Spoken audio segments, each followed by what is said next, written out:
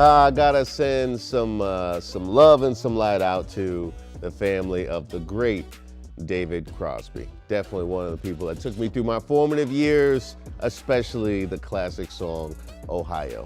He will be missed. Good evening, welcome to Open Mic. We like to start off with a few hot takes on news stories you won't find anywhere else. Let's start things off in Capitol Hill, where Capitol riot defendant Richard Big O Barnett suggested copywriting the message he left on Nancy Pelosi's desk during the insurrection, which read, "Nancy, Big O was here." A high-profile case surrounding the January 6th Capitol insurrection starts today. Remember this photo on your screen? It's one of the most iconic images from that day. An Arkansas man sitting behind the desk of former House Speaker Nancy Pelosi, and now 2 years later, his trial is expected to begin this morning at District Court. Come on, Big O. Come on, dog. This guy put his dirty work boots on Nancy Pelosi's desk, then tried to make it a brand. Big O looks like a big old disgrace. Are you even allowed to copyright crime? You know what? I guess it doesn't matter because Big O could never be the face of the insurrection because the QAnon shaman dressed like Parliament Funkadelic in a Jamiroquai hat already took that spot. The best Big O could hope to be is like the Larry the Cable Guy of January 6th, but then he needs a better catchphrase than Nancy Big O was here. That's crap. That is no get her done. Now, Big O will have time to work on a new one if, in fact, he gets sentenced to prison time, which he probably will. Let's head to Delray Beach, Florida, for this next story, where according to police, a woman named Lindsay Jane Kennedy was pulled from a storm drain for the third time in just over 2 years. Yes, this happened 3 times. Not once, not twice, but 3 times. How does this happen that many times? I have so many questions. I don't even know where to start. Lindsay was in that water like, fool me once, shame on you, fool me. You can't get fooled again.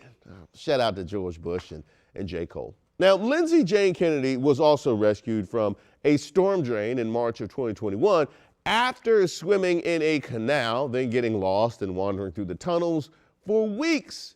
2 months later, she was rescued from a storm drain in Grand Prairie, Texas. That's right. Not only is she a repeat offender, she's doing it in multiple states. No storm drain is safe. Now, I don't know personally what the allure is. Maybe she's looking for Master Splinter and the Ninja Turtles. All I know is she finds storm drains irresistible. Her friends need to go ahead and buy her a YMCA membership with pool access because pool drains are too small to get stuck in. Let's stay in Florida for this next story. Oh, what? You mean that they won't let you take AP African American Studies? No, we might have that one for tomorrow.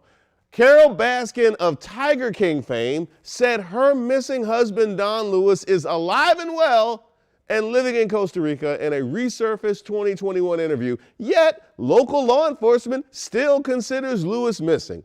Yeah, I thought that we were finished with all the Tiger King people, but they just keep finding new ways to be messy. Baskin claims that the Department of Homeland Security told her that Don Lewis is still alive. Meanwhile, the Hillsborough County Sheriff's Office essentially said, yeah, we're still looking for him. I'm gonna need Carole to show some receipts. And I mean like real receipts, like photos and videos of Don living his best life laid up on the beach next to Lori Harvey. That's the only way I'm taking any of this seriously. You know what? This is CBS. Let's get the CSI team back together and have them investigate since Carole wants to bring all this back up again. And by the way, in case you can't tell, I'm over it. Let's leave all things Tiger King in the place where they served us back in quarantine 2020. Now I chose this last story because I know somebody out there will want to take advantage of it. A fine jewelry retailer named Shane Company is looking to pay somebody $1,500 to go on 15 first dates within the course of 5 months. Now, some of y'all are already doing this for free, so you might as well get paid for your commitment issues. City boys, getting paid to avoid attachment sounds like a brilliant thing. But remember, Dating is expensive, and DC is especially expensive. You're going to spend that $1,500 by date 3. That is, unless you plan strategically. Now, luckily, they want 15 first dates, so in theory, you could take each date to a different free museum or to the same museum if you're super basic. National Portrait Gallery staff won't be like, dang, you again? This plan does involve a lot of money, and it does involve a lot of walking, but you do get to pocket all the money. Now, from one cheapskate to another, don't say I never looked out for you. Now, the only way this could get tricky is if you meet somebody that you actually like, then you have to have an awkward conversation. Like, sorry, I am contractually obligated to see other people. I need to sweep 5 more ladies up off their feet, then it's you and me, baby. Good luck and Godspeed to whomever takes on this challenge. City boys, my favorite story, you know it's the 15 first dates. I'm out the game, so I love watching other people make poor life choices.